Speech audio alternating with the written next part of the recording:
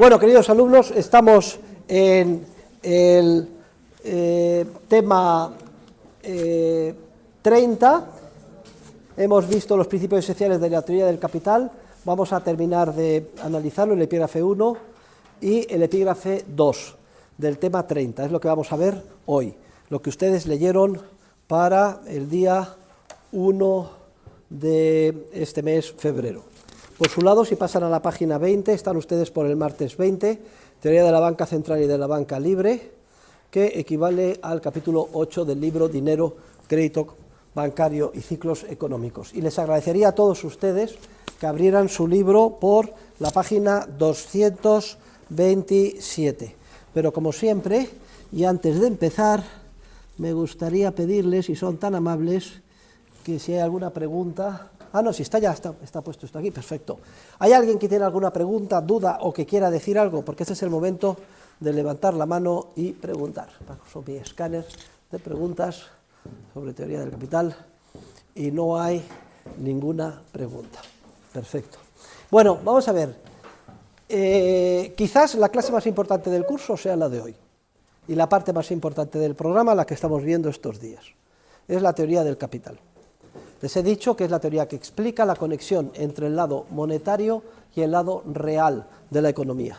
Ustedes son alumnos del grado de Dirección y Administración de Empresas. Y por tanto, el día de mañana van a salir ahí fuera, van a estar insertos en el mercado laboral en unas empresas y para ustedes es vital conocer qué conexión hay entre el lado monetario, de las políticas monetarias, de gobiernos, bancos centrales sobre todo, y la vida real de las empresas y de los proyectos de inversión que ustedes quieran salir adelante. Hemos explicado que la teoría del capital es la teoría que explica el papel que juega el tiempo en los procesos de acción humana. Hemos explicado la ley ontológica de la preferencia temporal, que dice que a igualdad de circunstancias los seres humanos prefieren los bienes presentes a los bienes futuros. Esto es inseparable de la naturaleza del ser humano, tal y como hemos sido creados, porque el ser humano pretende alcanzar sus fines cuanto antes. Muchas gracias, Ángel. Un aplauso para el bueno de Ángel. ¿Dice usted cómo le agradece el alumnado su infinita misericordia con el profesor? Ay, si no, no se puede dar una clase, es cierto. Lo que nos separa como seres humanos de los tan ansiados fines, que para nosotros tienen valor y pretendemos alcanzar, es un periodo de tiempo, entendido como el conjunto de etapas sucesivas por las que el actor piensa que tiene que pasar antes de lograr ese tan ansiado fin. Por tanto, si queremos lograr ese fin y lo que nos separa es ese periodo de tiempo, cuanto antes lo alcancemos mejor. O expresado de otra forma, solo estamos dispuestos a posponer la consecución de los fines que para nosotros tienen valor, si es que pensamos que por eso, con ello, vamos a lograr un valor más alto. Cualquiera de los que están aquí estudiando el grado, que dura 4 años, en Dirección y Administración de Empresas, podría haber optado por un fin más próximo en el tiempo. Podría haberse contratado en el mercado laboral. ¿Y por qué ustedes han renunciado a esa satisfacción inmediata en pos de una que va a madurar dentro de un futuro más lejano, 4 años? Porque piensan que con la carrera terminada podrán contratarse en unas circunstancias más favorables, desarrollarán su vocación, etcétera. Bien en términos crematísticos de dinero, psicológicos de satisfacción interior o de ambas cosas, están dispuestos a posponer la consecución en el tiempo de sus fines porque piensan que con ello van a alcanzar fines de más valor. Luego, son dos formas de decir la misma realidad, que preferimos los bienes presentes a los bienes futuros o que solo estamos dispuestos a posponer la consecución de nuestros fines en el futuro si es que pensamos con ello alcanzar un fin de más valor. Decíamos que cada una de las etapas intermedias en las que se plasma nuestro proyecto de acción se materializa en lo que se conoce con el nombre de un bien de capital. El bien de capital se determina subjetivamente por el actor implicado en cada proyecto de acción. Luego no es algo intrínsecamente incorporado en las cosas, sino que es una proyección de la mente humana sobre ellas. Ponía el ejemplo de la herramienta oxidada que uno le da, uno ponía el ejemplo, un puntapié y el otro dice, anda, esto me puede servir para conseguir algo. Por tanto, lo que da naturaleza de bien de capital a un bien de capital es el fin que el actor piensa que puede adquirir, es decir, su categoría teleológica, telos, de telos, griego, que significa fin o finalidad. Y solo podemos alcanzar nuestros tan ansiados fines si vamos culminando las etapas, es decir, haciéndonos con los bienes de capital o etapas previas imprescindibles para alcanzar ese fin. Y los bienes de capital eran los bienes económicos, recuerden, de orden superior, que son aquellos que no satisfacen directamente las necesidades humanas, sino que exigen la colaboración de otros bienes complementarios, todo ello resultado de la creatividad empresarial del ser humano que los recombina, y además un periodo de tiempo hasta que maduran en el tan ansiado fin, que se llama bien económico de primer orden o bien de consumo, que es aquel que sí satisface directamente las necesidades humanas, al revés de los bienes de capital que no satisfacen las necesidades humanas de una manera directa. Un ladrillo no satisface una necesidad humana de una manera directa, nadie se come un ladrillo. Hombre, a lo mejor algún excéntrico pues tiene el ladrillo en su casa como si fuera una escultura y le produce gran satisfacción, pero es lo mínimo, el mínimo de los casos. El ladrillo, junto con otros bienes complementarios, cemento, vigas metálicas, un proyecto de arquitectura, etcétera, terminarán madurando en el tan ansiado bien de consumo, que será el apartamento que alquilemos o la casa que compremos en la costa, etcétera. El bien de capital es esencial, porque es lo que nos va a permitir alcanzar el bien de consumo, y de hecho ya dijimos que lo que caracteriza a una sociedad rica frente a una sociedad pobre no es que sus ciudadanos trabajen más o sean más listos, sino que dispongan de un mayor entramado, un número mayor de bienes de capital, de una calidad mayor. Una sociedad rica tiene muchísimo, mientras que la sociedad pobre tiene muy poco. Y que si Estados Unidos es rico es porque tiene un entramado de bienes de capital inmensamente superior a los de la India. El capital bien invertido en formas de bienes de capital de que dispone el trabajador norteamericano es muy superior del conjunto de bienes de capital de que dispone el trabajador indio o el trabajador de Sri Lanka o de cualquier país pobre. Y claro, veremos en clase y lo demostraremos, que en una economía de mercado de una forma espontánea tiende a pagarse a cada ser humano el valor de lo que aporta al proceso de producción, lo que se conoce con el nombre de su productividad marginal. Y el trabajador es tanto más productivo conforme de más máquinas y equipo capital disponga. Si el agricultor norteamericano gana 100 veces más que el agricultor indio gana 1 o 2 dólares al día, el norteamericano 100 dólares al día, es porque el indio ara con un arado romano, igual que el de hace 2000 años, y un par de bueyes, mientras que el norteamericano lleva un tractor de última generación John Deere. ¿Se han subido ustedes en un John Deere? Es impresionante, ¿eh? Tiene ordenadores, GPS, conexión en tiempo real con el tiempo atmosférico y además una potencia tremenda. Pero claro, ¿cómo ha surgido el tractor John Deere y no lo tiene el indio? Porque es imprescindible, el bien de capital exige que previamente los seres humanos hayan renunciado al consumo inmediato y hayan ahorrado. Y denominamos capitalistas a todo ser humano, y esto con independencia del tipo ideal, no estamos hablando del tipo ideal de las novelas del capitalista, un ser con un puro, hocico de cerdo, gran panza, reloj de oro, no, capitalista es cualquier ser humano, y en la práctica la inmensa mayoría de ellos son clase media, media baja, que no consume todo lo que gana, sino una parte significativa de ello lo ahorra y los pone a disposición de los otros seres humanos, ofertando bienes presentes y eventualmente materializándose ese ahorro en forma de un bien de capital. Luego, si un país es pobre y quiere salir de la pobreza, sea Venezuela, Argentina, etcétera, y convertirse en un país rico en 1 o 2 generaciones, solo tiene que hacer una cosa: fomentar la acumulación de capital, cortejar a sus capitalistas, no perseguirles con impuestos confiscatorios, establecer un ámbito, un entorno amigable con la función empresarial y con la acumulación de capital. Solo una vía para salir de la pobreza: fomentar el capitalismo y la acumulación de capital por parte de los capitalistas, y no cortarles la cabeza y distribuir lo que ellos tienen entre todos los seres humanos. Ya lo decíamos en la clase, comentando el discurso de Milei, que lo que necesitan los pobres no son peces, sino una caña de pescar, es decir, un equipo capital. Y ese es el ejemplo que pusimos precisamente siguiendo a Von Baber que el otro día. La referencia entre el Robinson Crusoe rico y el Robinson Crusoe pobre es que el Robinson Crusoe rico disponía de una vara de madera que le permitía golpear a distancia y cosechar en una hora moras por un volumen igual que el que tardaba un día entero cuando no tenía la vara de madera.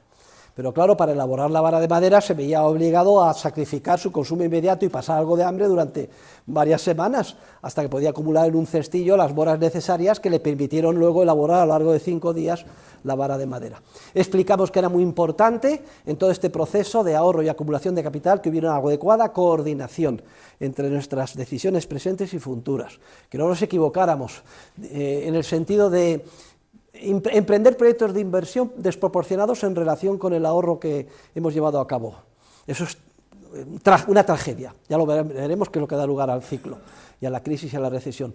O sacrificarnos innecesariamente, si a lo mejor la vara de madera pues no exigía tantos días como habíamos previsto, aunque esto dentro de lo malo no es tan malo, porque el ahorro está ahí y nos permitirá la parte sobrante de ahorro dedicarla a otros ulteriores bienes de capital en su caso. Y también veíamos que los bienes de capital se consumen a lo largo del proceso de producción, se gastan, bien por desgaste físico o por obsolescencia tecnológica, que quedan anticuados. Entonces es preciso hacer frente a ese consumo de los bienes de capital. Es lo que en economía se llama depreciación. Y entonces, como mínimo, el ser humano, si no quiere poner en peligro su bienestar, debe de ahorrar como mínimo el importe necesario para hacer frente a la depreciación de los bienes de capital, lo que en términos de cálculo económico, en términos de contabilidad, se llama la amortización del equipo capital. Y también veíamos que los bienes de capital, una vez que se producen y conforme se aproximan más a la etapa final de consumo, se hacen cada vez más difícilmente reconvertibles. Es decir, un ladrillo que está en una etapa muy previa, muy alejada del consumo, es un bien económico de orden superior, en un nivel muy alto, pues es muy ambivalente, puede servir para una casa aquí, para una casa allá, etcétera. Si hay un cambio de circunstancias y deciden los empresarios, en vez de dedicarse a hacer un apartamento en la costa, puede dedicarse a hacer pues, un cobertizo en otro sitio, pero si ya resulta que hemos avanzado en etapas hacia casi la etapa final y ya hemos construido, yo que sé, el apartamento en la costa y luego resulta que es un error y no lo quiere nadie, entonces es como si hubiéramos tirado el equipo capital. Entonces yo empiezo con una chica, vamos ligando a ver si en un noviazgo cuajamos o no, pues si vemos que no cuajamos estamos a tiempo de dar un golpe de timón, mira, hasta aquí hemos llegado, un beso, lo hemos pasado muy bien, pero cada uno por su lado. Pero si resulta que ya me caso, tengo 7 hijos y llevo 20 años casado, pues fíjese usted, ya, pues entonces ya menuda la posibilidad de reconvertir es muy dolorosa y a un coste muy alto. Si ustedes empiezan el grado de dirección y administración de empresas y en primero se dan cuenta, uy, esto no es lo mío, uy, qué rollo, la economía del profesor Huerta de Soto, qué aburrimiento, si yo a mí lo que me gusta siempre es la comunicación audiovisual. Bueno, pues en primero están a tiempo de dar un golpe de timón, pero si resulta que se dan cuenta de que lo suyo es la medicina y ya han terminado la carrera, ya han hecho el máster, oiga, pues han perdido 6 años de su vida. Conforme más nos aproximemos a la etapa final, los bienes de capital son más difícilmente reconvertibles. ¿Y por qué insisto en esto? Porque va a ser un elemento esencial para que entendamos bien la teoría del ciclo. Y terminábamos, y aquí lo que he hecho nada más es una síntesis de todo lo que hemos visto hasta ahora para que ustedes se vayan calentando y retomen el hilo. Hemos dicho que es esencial que en nuestro proyecto de acción coordinemos adecuadamente, dentro de la incertidumbre ineradicable que rodea toda acción humana, nuestras acciones presentes cara a las acciones futuras. Esto que a nivel individual es vital, se reproduce igualmente a nivel social, con un grado de complejidad adicional, porque aquí resulta que estamos hablando de miles de millones de seres humanos, cada uno con una infinita variedad de fines, gustos, conocimientos sobre los medios, etcétera, en los que en las diferentes etapas de su vida, pues unos pues, se dedican en mayor proporción a renunciar al consumo y se convierten en ahorradores o capitalistas, otros se dedican por cuenta de los consumidores a tratar de descubrir qué bienes queremos y a emprender proyectos de inversión, son los empresarios capitalistas, entonces, y otros se dedican básicamente pues, a consumir y a demandar bienes presentes. En esta especie de totum revolutum, que parece casi imposible, desde el punto de vista humano nos parece de una complejidad inabarcable, y prácticamente infinitamente caótica. Sin embargo, la ciencia económica demuestra que hay una tendencia espontánea hacia el orden y a la coordinación. Y es lo que vamos a estudiar en clase hoy. Y por eso he dicho que quizás la clase de hoy y la del jueves sean las clases más importantes de la ciencia económica. Quien entienda la teoría del capital entiende la economía. Quien no entienda la teoría del capital no entiende nada. Yo hasta que no leí y dominé Capital und Kapitalzins de Eugen von Böhm-Bawerk, las 1500 páginas en 3 tomos, no entendí nada de qué iba esto. Y la gran tragedia de los economistas y los programas de economía del mundo es que se ha eliminado la teoría de capital de prácticamente todos los programas, a excepción de los de este departamento en esta universidad. No saben ustedes lo infinitamente afortunados que son, no son ni siquiera conscientes, quizás a lo mejor el día de mañana sí que lo descubran. Claro que en prácticamente todos los departamentos se ha eliminado la teoría del capital, y yo he dicho que quien no sepa teoría del capital no sabe nada de economía, significa que salen generaciones y generaciones de economistas sin saber nada de cómo funciona el proceso económico que nos rodea. Pero no solo los alumnos, que ya es grave, sino especialmente sus profesores y tutores. No saben nada, son unos ignorantes. Y estoy hablando de premios Nobel de Economía, de los Krugman, ¿para qué hablar? Bueno, de Schumpeter, ¿para qué hablar de John Maynard Keynes o de Milton, del tan alabado Milton Friedman? Unos ignorantamos. Y en ese proceso de coordinación que vamos a estudiar juntos y que se lleva a cabo de una manera espontánea, cumple un papel esencial, un precio de mercado, que es el precio más importante. Si de todos los precios que surgen en un mercado, ustedes me preguntaran cuál es el precio más importante, yo les diría que es este, al que vamos a dedicar la clase de hoy. Es el precio de los bienes presentes en función de los bienes futuros, también denominado tipo de interés. Y por tanto vamos a estudiar, vayan todos, les he dicho a la página 227, el tipo de interés. Vamos a ver qué papel juega, qué componentes tiene, y enseguida vamos a dar entrada a nuestro esquema triangular de estructura productiva. Todo ser humano está creado de tal manera que no cabe concebir nuestro ser sin la categoría ontológica de la preferencia temporal. Todos y cada uno de nosotros, a igualdad de circunstancias, valoramos más el presente que el futuro. Y esto es una verdad apodíctica, es un principio axiomático. No cabe criticarlo sin autocontradecirse. Dicho a igualdad de circunstancias. La explicación es muy clara. Vuelvo a insistir otra vez. Lo que nos separa del tan ansiado fin que queremos lograr es un periodo de tiempo, cuanto antes lo alcancemos, mejor. Sin embargo, la intensidad relativa con que cada ser humano valora más el presente que el futuro varía muchísimo, enormemente, de unos seres humanos a otros. Pero no solo varía mucho de unos seres humanos a otros, de usted a mí, etc. Es que dentro del mismo ser humano, dentro de la misma persona, dentro del mismo hombre o mujer, la preferencia temporal también varía. O sea, la intensidad con que valoramos más el presente que el futuro varía a lo largo de las diferentes etapas de nuestra vida, por muchas razones. No vamos a entrar en ello, nos llevaría para varios seminarios. Y entonces, la realidad de que esa intensidad subjetiva con la que se valora más el presente que el futuro varíe muchísimo de unos seres humanos a otros, da lugar a que surjan múltiples oportunidades de intercambio mutuamente beneficioso entre bienes presentes y bienes entre los que ofrecen bienes presentes y los que demandan bienes presentes a cambio de bienes futuros. De manera que aquellos que tengan una altísima preferencia temporal, demandan muchísimo el presente, están dispuestos a renunciar a muchas unidades el día de mañana a cambio de obtener hoy, porque tienen una gran preferencia temporal, una gran intensidad, a cambio de obtener hoy unidades aquí y ahora de bienes presentes. Mientras que otros seres humanos, en los que también se da la preferencia temporal, a lo mejor tienen una preferencia temporal muchísimo menos intensa. Es decir, a poco que puedan obtener algo más de valor el día de mañana, están dispuestos a renunciar al presente inmediato. Obviamente, si se encuentran unos con otros, la oportunidad de efectuar un trato mutuamente satisfactorio para ambas partes es obvia.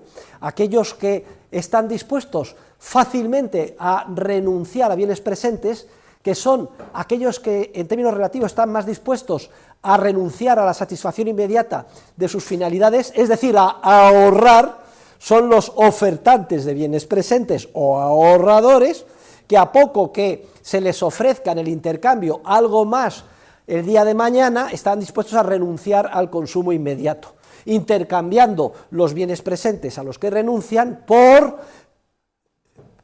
un número superior de bienes futuros. ¿Y con quién cierran el intercambio? Con aquellos que tengan una preferencia temporal tan alta que están dispuestos a pagar mucho más el día de mañana a cambio de que hoy se les entregue bienes presentes. Unos son los que ofrecen bienes presentes, los ahorradores o capitalistas, otros son los que demandan bienes presentes, que básicamente pues son los propietarios de los factores originarios de producción, es decir, los trabajadores, también los propietarios de recursos naturales, etcétera. Bien, y entonces se cierra un intercambio en un punto intermedio mutuamente satisfactorio. No voy a entretener ahora, pero los alumnos del máster ya lo han estudiado, los alumnos de grado lo verán en el libro de Jordi Franch Parella, o lo pueden estudiar en mis lecturas del trimestre anterior que tienen en el programa. En última instancia se fija un precio de mercado como cualquier otro, en función de las valoraciones subjetivas de las parejas marginales, y en ese precio de mercado, que es mutuamente satisfactorio, salen ambas partes ganando. Y se fija un precio de mercado, que es el precio de los bienes presentes en función de los bienes futuros.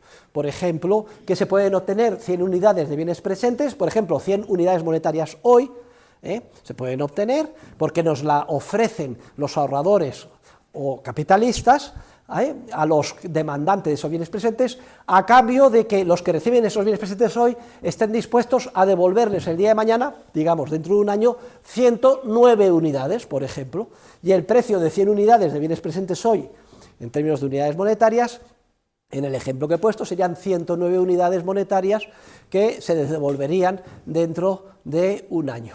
Por razones de costumbre inveterada, este precio de mercado se suele fijar en términos de tanto por ciento. No se dice que son 109 unidades por cada 100, sino que se dice que el tipo de interés es un 9%. Y todo el mundo sabe que significa que nos comprometemos, aquellos que recibimos un préstamo, por ejemplo, de 100 unidades hoy, a devolver 100 unidades dentro de un año, más 9 unidades adicionales, un 9% en concepto de tipo de interés, que repito, es el precio de los bienes presentes en función de los bienes futuros.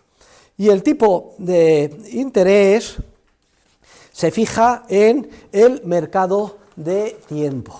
¿Y cuál es el mercado de tiempo en el que se intercambian bienes presentes por bienes futuros? Estamos acostumbrados a pensar en un mercado que es muy visual, que es el mercado de créditos. Voy a pedir una hipoteca, voy a pedir un préstamo al banco, también en los mercados de capitales, la bolsa de valores, pero estos son solo un pequeño subconjunto del mercado muchísimo más amplio del mercado de tiempo, que está constituido por toda la estructura productiva de la sociedad, en sentido de todo el agregado de todas las empresas y proyectos de inversión de la sociedad, en todos los niveles, tanto los más próximos al consumo como los más alejados, desde el Corte Inglés hasta el mineral que se extrae de las minas, a Bocamina. Toda la estructura productiva de la sociedad está constituida por ese mercado de tiempo en el que unos, los capitalistas, ahorran bienes presentes y los ponen a disposición de los trabajadores de cada una de esas etapas del proceso de inversión, de cada una de esas empresas. Los capitalistas que ahorran dejan de consumir bienes y servicios porque ahorran y por tanto quedan en las estanterías trajes sin vender, solomillos, etcétera. Y eso que queda ahí sin consumir lo ponen a disposición de los trabajadores, les adelantan con su ahorro, contratan a los trabajadores, los capitalistas, y les pagan un salario mensual a los trabajadores, a los demandantes de bienes presentes. Y gracias a ese ahorro y de los capitalistas y que se han apretado el cinturón, quedan bienes de consumo que pueden mantener a toda una constelación e infinidad de trabajadores durante el periodo que dura el proyecto de producción, que después de un periodo de etapas más o menos prolongado terminará madurando madurando en un bien final de consumo, que ya se pueda consumir. Luego, el mercado de tiempo en el que se cambian bienes presentes por bienes futuros, repito, es toda la estructura productiva de la sociedad constituida por todas las empresas que en ella trabajan, en las que los capitalistas adelantan a los trabajadores el resultado de su ahorro y lo ponen a disposición de los trabajadores, y los trabajadores con ese ahorro que perciben en forma de unidades monetarias pueden comprar bienes y servicios que son los que dejan liberados, porque si los capitalistas lo hubieran consumido todo, no habrían dejado liberado ningún bien y servicio para que los trabajadores se mantengan. Quiero que es importante que ustedes visualicen esta idea que les estoy diciendo, y dentro de ese mercado, constituido por toda la estructura productiva, hay una especie de subconjuntos o parcelas pequeñas que son más visuales, en las que vemos que se intercambian bienes presentes por bienes futuros en el mercado de capital, en la bolsa de valores, el mercado de créditos a corto, medio y largo plazo, etcétera, y se fija un tipo de interés. La forma jurídica. A ver, hay aquí abogados en el aula, yo soy doctor en Derecho, otro abogado, especialista, otro abogado, solo hay 3. La plasmación jurídica de ese contrato de intercambio entre bienes presentes y bienes futuros es de lo más variopinta. Todos entendemos un contrato de préstamo. Voy al banco, ¿me puede prestar para un coche, una casa? Sí, le doy esto y dentro de un año me lo devuelve con este tipo de interés. Todos lo entendemos, ¿de acuerdo? Mercado de valores, una emisión de bonos de renta fija. Pues yo ahorro, compro el bono, lo presto a la empresa y la empresa me lo devuelve transcurrido un periodo de tiempo con interés. Todo eso lo visualizamos. Sin embargo, paradoja de paradojas, desde el punto de vista cuantitativo, con gran diferencia, el contrato, entre comillas, de préstamo o de intercambio de bienes presentes y bienes futuros más importante es el contrato de trabajo por cuenta ajena. Porque en el contrato de trabajo por cuenta ajena, ¿qué significa? Que un capitalista, el dueño de la empresa que te contrata, te paga todos los meses un salario y tú participas de ese proceso de producción. Y a cambio de ese contrato renuncias a la propiedad del bien que produzca tu proceso de producción una vez que el mismo madure y termine. El capitalista se hace con la propiedad de ese bien una vez que termine ese periodo, descuenta todos los gastos en los que ha incurrido, incluyendo adelantarte a ti el sueldo, etcétera, y se queda con un margen que es el beneficio empresarial. Vamos a ver después que hay una tendencia en el mercado a que ese beneficio empresarial tienda a coincidir a lo largo de todas las etapas del proceso de productivo y en todas las empresas. Es una ley de tendencia, pero no exacta, con precisamente el tipo de interés, porque lo que nos está haciendo el capitalista es adelantarnos el dinero a cambio del resultado de tu esfuerzo y de tu sudor, y quedarse con la propiedad. Pero eso es un contrato voluntario. No pensemos que aquí hay una explotación a la que los marxistas se le llenan de lágrimas de cocodrilo, explotación de los trabajadores por capitalistas. No, en una economía de mercado, en un sistema liberal, a ningún trabajador se le impide el hecho de que él funde una cooperativa y por tanto asuma el rol simultáneamente de trabajador y de capitalista, se ponga a trabajar, incurra en todos los riesgos del proceso productivo a lo largo de un periodo de tiempo, aguante lo que pueda y luego al final, igual que en la cooperativa Mondragón, se hace con la totalidad del bien que ha producido. Pero la experiencia demuestra es que la inmensa mayoría de todos nosotros ni queremos poner todos los huevos en la misma cesta, ni queremos asumir el riesgo empresarial y decidimos contratarnos por cuenta ajena, que nos adelanten los capitalistas, nos contratamos por cuenta ajena, percibimos un salario, dejamos el riesgo del proyecto empresarial para que lo asuma el empresario capitalista y además enajenamos la propiedad de lo que ayudamos a producir a favor del empresario capitalista. Y luego ya cada uno de nosotros, en función del salario, pues si decidimos consumir todo bien, si decidimos ahorrar, pues no lo ponemos en nuestra propia empresa, no ponemos todos los huevos en la misma cesta, sobre todo que si se nos cae la cesta pues nos ahorramos del todo, sino que a lo mejor una parte lo ahorramos en la casa, luego compro unas acciones de otra empresa, lo tenemos diversificado, etcétera. A nadie se impide, a ningún trabajador en una sociedad libre, ser cooperativista y por tanto asumir la propiedad y el riesgo del periodo de producción, pero la inmensa mayoría de los seres humanos ni quieren esperar ese periodo, ni quieren asumir esos riesgos y se contratan por cuenta ajena, que repito, es la plasmación jurídica más importante del contrato en el que se intercambian bienes presentes por bienes futuros. Y esto lo sabemos desde Anne Robert Jacques Turgot. Don Ana Roberto Santiago Turgot, controlador general de Francia, en tiempos de Luis XVI. Reflexiones sobre la formación y distribución de la riqueza. Si ustedes alguna vez van a Versalles, el Palacio de los Reyes de Francia, ¿quién ha visto la película Napoleón recientemente? ¿Han visto ustedes lo que son las masas enfervorizadas e encantadas cuando ¡cha!, le cortan la cabeza a María Antonieta y le enseñan a todo el mundo y todos ¡ah! Bien, bueno, si ustedes luego entraron en Versalles y arrasaron con todo, candelabros, alfombras, obras de arte, y hoy se ha quedado convertido pues, en un hiperpalacio vacío. Pero hay una galería muy interesante que da al sol, donde están los bustos de todos los controladores generales de Francia, equivalente a primeros ministros de los grandes reyes, hasta que acabaron con la monarquía. Y el segundo y tercer busto a la izquierda es el de Henri Robert Jacques Turgot. Yo siempre que voy por esta galería,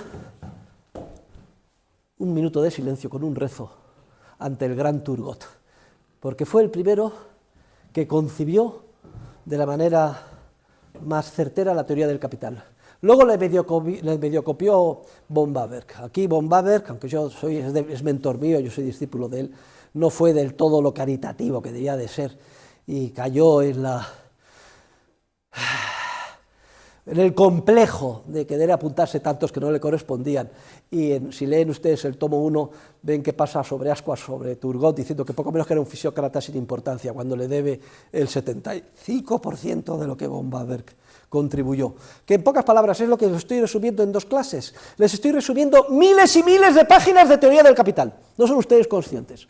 De todas formas, el que quiera estudiárselas, hacer tesis doctorales, como han hecho discípulos míos, etcétera, las tienen en las más de 1000 citas a pie de página en el libro Dinero, Crédito Bancario y Ciclos Económicos, para investigar. Yo cito mucho, pero no para demostrar una falsa erudición, sino para dejar la vía de investigación ulterior para mis discípulos el día de mañana. Queridos alumnos, el tipo de interés de mercado no es directamente observable. Solo podemos observar directamente lo que denomina Mises, y han leído ustedes, se denomina en el libro, el tipo de interés bruto del mercado crediticio y los beneficios brutos de la actividad productiva.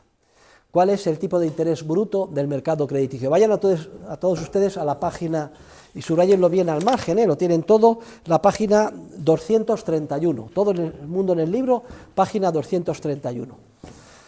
Tipo de interés bruto del mercado crediticio, pues es el que vemos cada día que se cierra en una operación crediticia, por ejemplo, en esa pequeña parcela del mercado de tiempo, que es en el mercado en el que se contratan préstamos, por ejemplo, con los bancos o con otros prestamistas, pues yo se cierra un préstamo un año, yo necesito para salir de un apuro, para pagar mi casa, lo que sea, venga, pues yo te presto 10.000 euros, ¿a qué tipo de interés? Al 5%, vale, perfecto.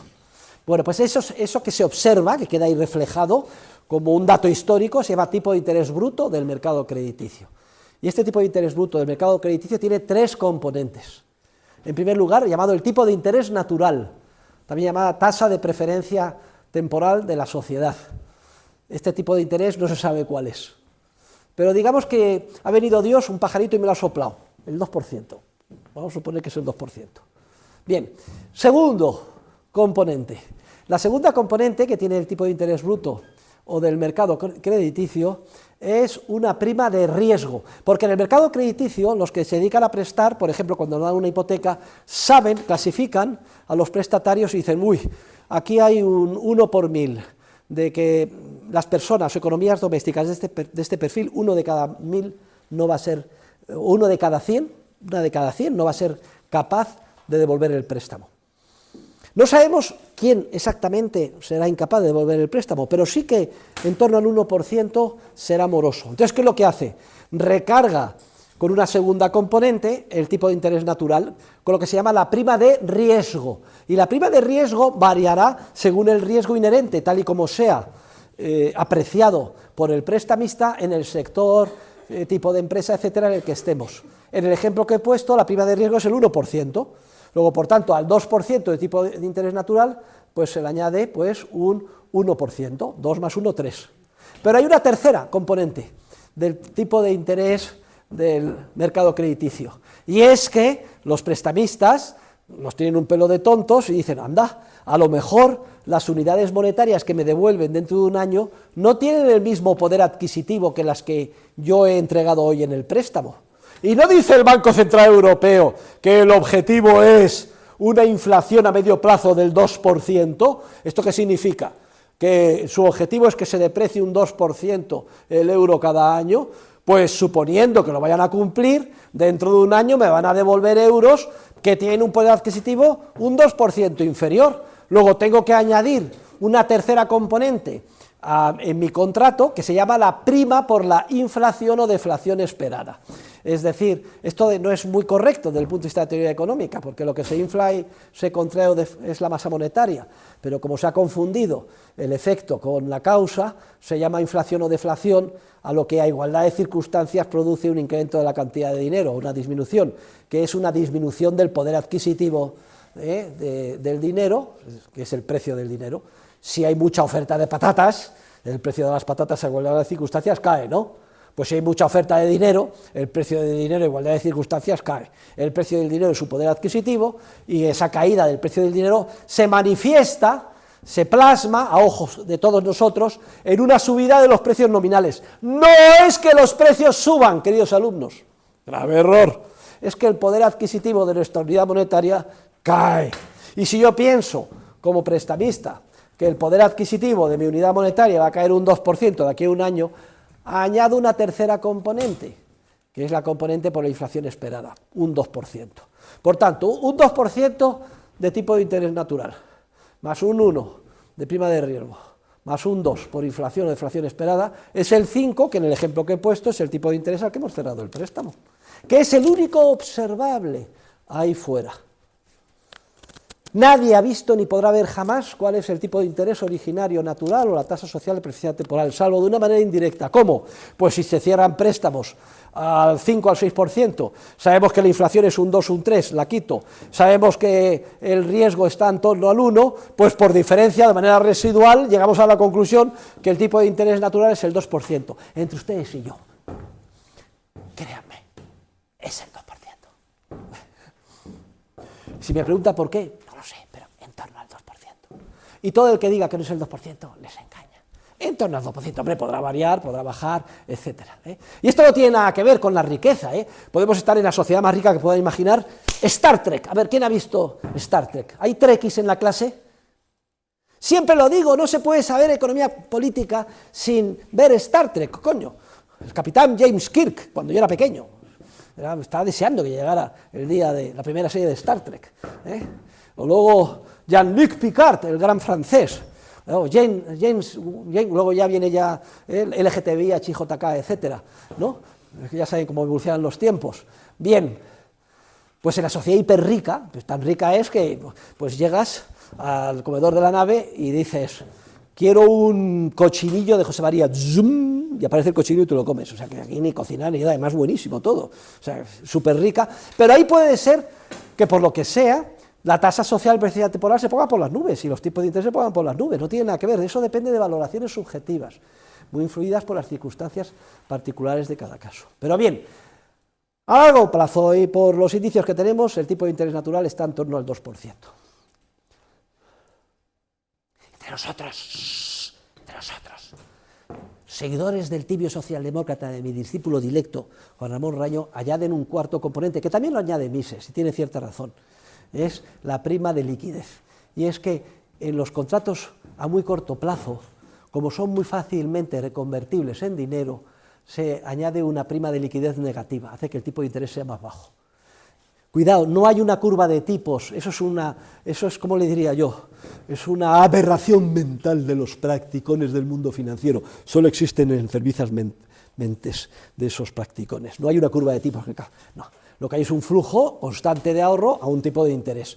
Bien es cierto que conforme los plazos sean más largos, la posibilidad de que se vea erosionado el tipo de interés de un préstamo por la inflación es mayor y para plazos cortísimos pues hay una prima de interés negativa porque es muy fácil convertir en liquidez el préstamo. Y eso hace que parezca de la impresión de que hay una especie de curva de tipos que tiene esta forma, pero no corresponde con la realidad. Hay un flujo continuo de ahorro a un tipo de interés de mercado y además es irrelevante, allí no hay ningún problema de matching ni de casamiento de plazo ni nada de nada, sino que cuando unos se cansan de ahorrar, pues se sustituye su función como ahorradores, su rol, otros que ocupan su lugar, y así sucesivamente, y existen múltiples instituciones en el mercado, desde las bolsas de valores, los seguros de vida, etcétera, que cumplen esta función de intercambiar unos ahorradores por otros y garantizar un flujo relativamente constante, estable y sostenible de ahorro a un tipo de interés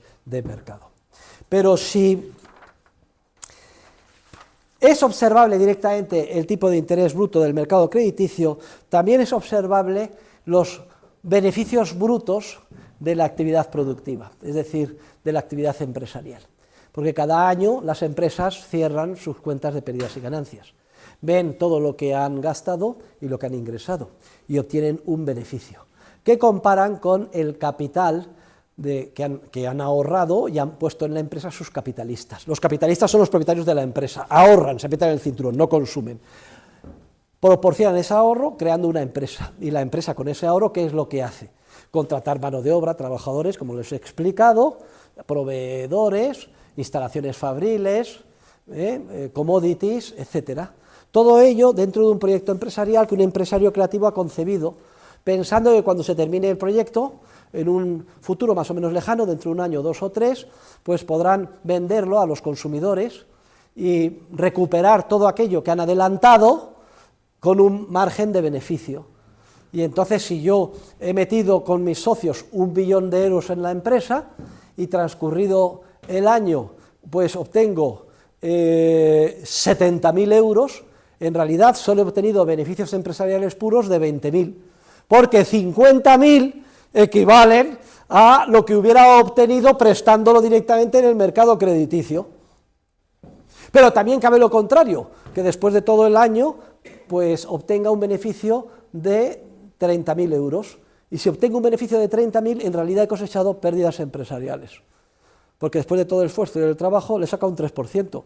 Lo podía haber invertido en el mercado crediticio al 5%. Algo tengo que hacer. Fíjense ustedes, tenemos que comparar los beneficios empresariales que obtendrán sus empresas cuando ustedes salgan con el tipo de interés bruto del mercado crediticio para el tipo de riesgo similar al que suponga su empresa, para saber si están ganando o si están perdiendo. Luego, las empresas que pierden no son las que tienen pérdidas contables, es decir, que superan, que desde luego, los gastos a los ingresos, sino incluso aquellas que tienen beneficios, siempre y cuando ese beneficio sea inferior al beneficio de oportunidad o tipo de interés que podrían obtener simplemente prestando el dinero de los capitalistas en el mercado crediticio.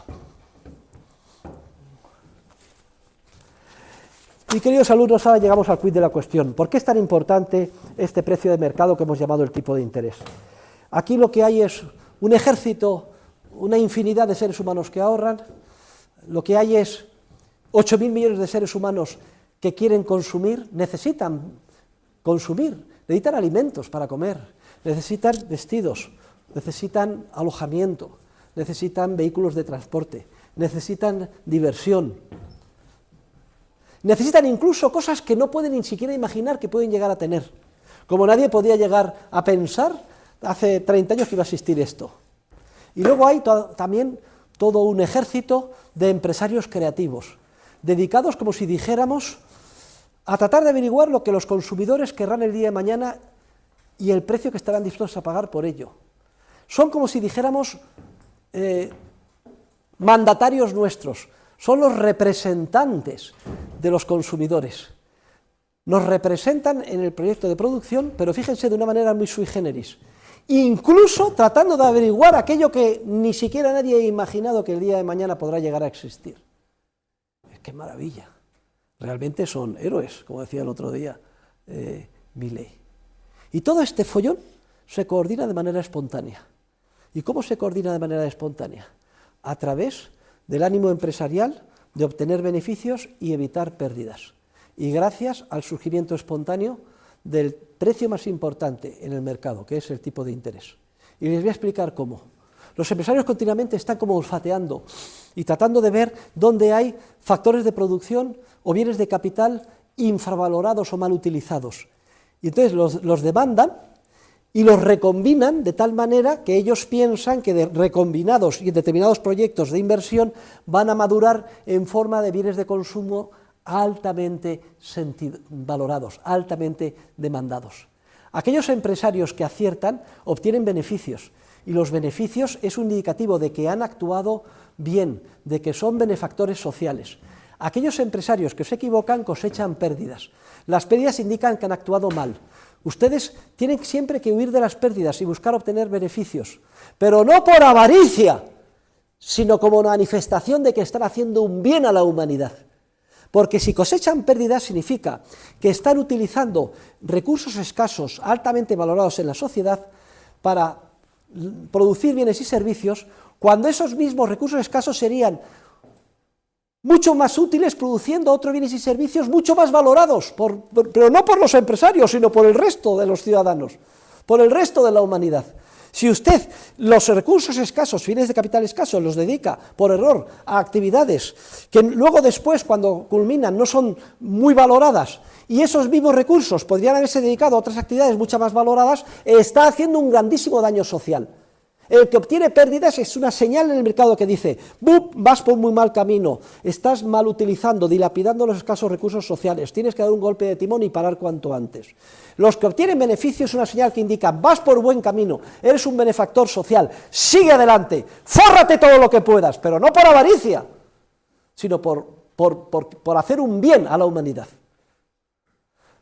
Y en ese proceso de recombinación continua de millones y millones de bienes de capital que quedan aquí disponibles allá, etcétera, los empresarios buscando continuamente oportunidades de ganancia, cada desajuste o descoordinación en ese proceso se plasma en una oportunidad de ganancia que queda ahí latente para ser descubierta por un empresario que compra barato y vende caro. En ese proceso espontáneo, tan maravilloso e inmenso como sorprendente, juega un papel esencial este precio que es el más importante en toda economía de mercado, que es el tipo de interés. ¿Y por qué juega el tipo de interés ese papel esencial? Queridos alumnos, los empresarios creativos son como caballos desbocados.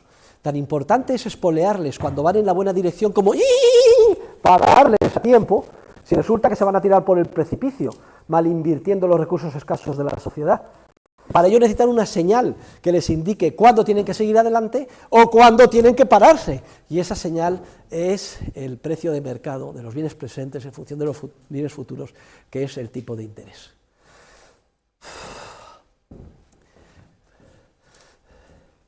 Un tipo de interés muy bajo significa que se ahorra mucho en la sociedad. Es decir, que la tasa social de beneficencia temporal es baja, que en general estamos dispuestos a renunciar por poco que nos den más el día de mañana a los bienes presentes. Y por tanto, que hay una gran oferta de bienes presentes a disposición de los empresarios. Si el tipo de interés es el 2% o el 1% muy bajo, se le está diciendo a los empresarios que un tipo de interés bajo significa que hay mucho ahorro. Y le está diciendo a los empresarios: adelante, espolea el caballo, todos aquellos procesos productivos que tú pienses que te van a rentar más del 1%, empréndelos. Contrata mano de obra porque hay suficiente bienes presentes. Contrata instalaciones, ordenadores, técnicos, materias primas. No importa a lo mejor que maduren 1 año, 2, 3 o 4. El tipo de interés es muy bajo. Quiere decir que hay mucho ahorro disponible, que los 8.000 millones de seres humanos te van a respaldar, porque están dedicando una parte muy importante de lo que han producido, no lo van a consumir en el presente inmediato, sino que lo dejan sin consumir, disponible como bien presente. ¿Para qué? Para que una infinidad de seres humanos, en vez de dedicarse a producir bienes inmediatos, puedan dedicarse a producir bienes que van a madurar dentro de 5, 10 o 15 años. ¿Quién les mantiene durante ese periodo? Los bienes que hemos renunciado a aquellos que estamos ahorrando. Luego, un tipo de interés bajo es una señal que indica a los empresarios: tate, hay mucho ahorro disponible, puedes emprender muchos más proyectos de inversión que van a madurar en un futuro más lejano, y en concreto todos aquellos que tú pienses que te van en tus presupuestos a rentar más que el tipo de interés, el 2, el 3, el 4, más que el 1% que hemos supuesto. ¿Y qué significa un tipo de interés alto? Que es el 5 o el 10%, significa lo contrario, significa que la tasa social de beneficio temporal es muy alta, que hay muy poco ahorro disponible, y entonces que hay que parar a los caballos empresariales, que no se lancen a invertir.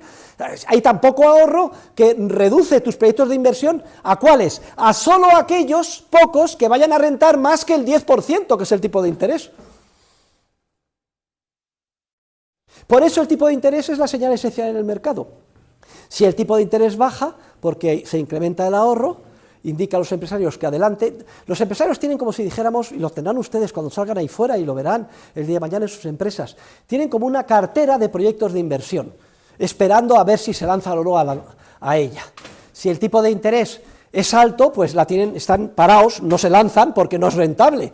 Porque si se lanzaran y obtuvieran un 5% después de todo el proyecto empresarial, cuando el tipo de interés de mercado crediticio es el 10%, habrían cosechado pérdidas, qué idiotas son, están como retenidos. Pero si aumenta el ahorro de la sociedad y el tipo de interés paulatinamente cae, entonces se empiezan a animar y a emprender ulteriores proyectos de inversión que esperan poder culminar con un beneficio empresarial contable que supere al tipo de interés. De ahí la enorme importancia que tiene este precio de mercado. Y es tan importante este precio, que es con gran diferencia el que más libre debería de ser, el que menos se debería manipular, y sin embargo, para gran tragedia de los seres humanos, para gran tragedia de la humanidad, todos, gobiernos, bancos centrales, etcétera, se empeñan en fijar arbitrariamente el tipo de interés. Y esto no es baladí, ni inocuo, sino que produce un daño social inmenso. Genera una instabilidad financiera y económica tremenda, induce ciclos recurrentes de auge, burbuja especulativa, prosperidad artificial que luego caen en profundas crisis financieras y recesiones económicas, donde se van a la calle millones de empleados. En la última recesión, 1 millón de familias españolas con todos sus miembros desempleados y 5 millones en paro. Y esto no es resultado del capitalismo, no, lo vamos a ver, ya lo están leyendo ustedes. Es resultado de la manipulación artificial del que debía de ser más libre, precio en una economía de mercado, que es el tipo de interés, por parte de los ingenieros sociales, de los gobernantes, de los consejos de los bancos centrales, que cuasi Putines y Stalins de la economía son tan arrogantes que deciden cada día cuál debe ser el futuro de la humanidad en términos económicos. A todos ellos había que cortarles el cuello. Espero que se pasen billones de años en el purgatorio.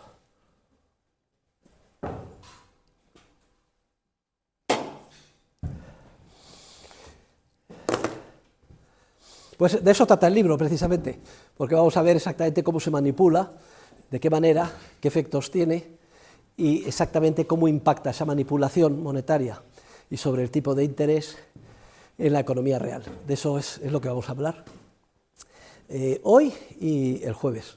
Vamos a explicar la teoría austríaca del ciclo económico. Queridos alumnos, a ver dónde está aquí vamos a dar un paso más, vamos a pasar ahora, si todos tan amables, a la página 233, la estructura productiva. Tradicionalmente los economistas, como mucho, me estoy refiriendo a mis colegas, los profesores del mainstream keynesiano o neoclásico, enfocan a los pobres alumnos de primero con un modelo que le llaman el flujo circular de la renta, en el que hay como dos sectores, economías domésticas, están aquí las familias y aquí están las empresas, ¿no? Las empresas, vale. Entonces las familias contratan su esfuerzo como trabajadores a las empresas y las empresas pues les pagan en forma de salarios. Y con esos salarios que recibimos todos, lo que hacemos es comprar bienes y servicios de las empresas.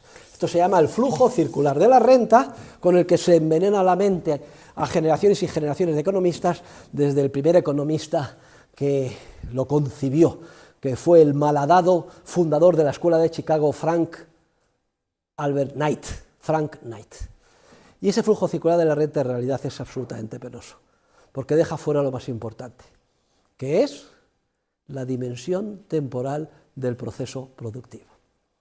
Y entonces, con la finalidad de obviar esta carencia tremenda, ya desde Jevons, pero sobre todo a partir de von Baberg lo explica en Capital 1, Capital Things, es curioso, como el proceso de producción como un conjunto de quesos redondos, quesos manchegos gigantes y otros superpuestos más pequeños, hasta llegar a la parte de arriba uno pequeñito, así lo concibe. Bien, luego llegamos a la aportación un poquito más sofisticada, que es la de Hayek, que la tenemos en su obra Prices and Production. Hoy estaba viendo con el profesor Pierre Bailund, que le invitó a comer en casa, la primera edición de Prices and Production del año 31, en la London School of Economics, donde es la primera vez que presenta el equivalente al flujo circular de la renta, pero dando entrada a la estructura temporal, que conocemos con el nombre de estructura productiva. Cuidado, quería hacer una serie de caveats, salvaguardias o advertencias preliminares. Si yo utilizo este esquema es nada más con una finalidad estrictamente didáctica. Es un esquema hipersimplificado. No piensen ustedes, como los enfermizos economistas, que hay curvas de oferta-demanda. ¿Y qué pasa? Que se imaginan, ¿no?, unas curvas de demanda que van hacia la derecha, hacia abajo y a lo largo de la curva, que así no funciona la realidad. No vayamos a caer en ese error con este esquema. De hecho, Mises, que es el creador de la teoría austríaca del ciclo y el mayor desarrollador de la teoría del capital, como estaba explicando aquí, jamás utiliza este esquema. Pero, sin embargo, sí que tiene una capacidad heurística, de interpretación, de entender, de ilustración del argumento, que creo que es bastante poderosa. Y por eso, y haciendo esta salvedad, yo voy a dar entrada a él. La estructura productiva, aunque digo que es casi imposible de representar gráficamente la realidad, nos conlleva de una manera muy visual, que nos entra muy claramente, cómo funciona la realidad. Aquí vamos a considerar esta estructura productiva como constituida por un proceso de producción global o agregado, que lo cual es una bastiada que lo diga ahora, no existe tal cosa como un periodo medio de producción, pero vamos a suponer que hay 5 años. ¿Y por qué considero 5 años? 1 año, 2 años, 3 años, 4 años, 5 años. Joder, porque si considerara la realidad, es que hay procesos de producción que duran 20, 30, 40 años. Es que sería tan grande, sería tan complejo, que lo que ganáramos en exactitud lo perderíamos en comprensión visual. Vamos a suponer un proceso de producción constituido por 5 años. Y este gráfico se puede interpretar de una doble manera. Se puede interpretar de una manera diacrónica, es decir, como una serie de etapas sucesivas de periodos de un año, de manera que el proceso de producción llevaría 5 años. Empezaríamos por el primer año, que es la etapa más alejada de la etapa final del consumo, que el otro día, ¿qué ejemplo utilicé? El de la fabricación de un automóvil. Pues la extracción del mineral de hierro a bocamina, sería bienes de quinto orden. 5 años alejado de la etapa final. Luego habría otra etapa de otro año, después de toda la extracción, etcétera, pues pasaría el mineral de hierro pues a los altos hornos, allí es tratado, y se convierte el hierro, se convierte en acero, ¿de acuerdo? Bien, luego pasaríamos al tercer año, pues a otra etapa, pues que sería ya pues el montaje en las fábricas, pues con unos grandes prensas, haciendo la carrocería, etcétera, ¿vale? Y luego tendríamos ya la etapa justo antes del consumo final, pues es cuando ya se montan las últimas piezas, se le hace la pintura en un horno, y ya salen los coches en trenes hacia los concesionarios, y llegamos a la última etapa, donde ya se venden los vehículos después de 5 años. De manera que no se engañen ustedes, si ustedes van al Musafes, a la fábrica Ford, como he ido yo, y ven un coche, otro coche, así, otro coche, van saliendo, otro coche, no piensen, o sea, no sé, están brutos, que se tarda en producir un coche 2 minutos. Cada uno de esos coches ha costado 5 o más años, desde que se diseñó por primera vez en una empresa dedicada al diseño, a lo mejor subcontratada, hasta que luego se dieron las instrucciones, se extrajo el mineral de hierro, se contrataron los robots, todas las partes correspondientes, porque además el proceso no es un proceso, no es como un río. Esto también tiene un artículo Hayek maravilloso que traducimos, está en el volumen 4 o 5 de Procesos de Mercado. No es como un río uniforme, sino que tiene múltiples afluentes que llegan en determinados momentos del río, porque, por ejemplo, los robots que luego montan en el ensamblaje la carrocería con el motor, a su vez los robots tiran en ese afluente para atrás y también está el diseño, la programación, el hierro, etcétera. Pero los componentes de los robots, fíjense ustedes, es simplemente para que se haga una idea de la inmensidad, de la complejidad que supone una economía moderna, pero que nosotros la estamos simplificando de esta manera. Bueno, pues entonces, fíjense, hemos seguido la terminología de Menger. Bienes económicos de primer orden, la primera etapa son los más próximos al consumo final, 100 unidades monetarias, el segundo orden, la etapa anterior, tercero, cuarto, y así la primera. Y si empezamos por la etapa primera, bueno, pues la etapa primera, ¿qué significa? Pues significa que hay unos capitalistas que adelantan pues 18 unidades monetarias de ahorro para contratar, ven arriba, factores originarios de producción, trabajo y recursos naturales.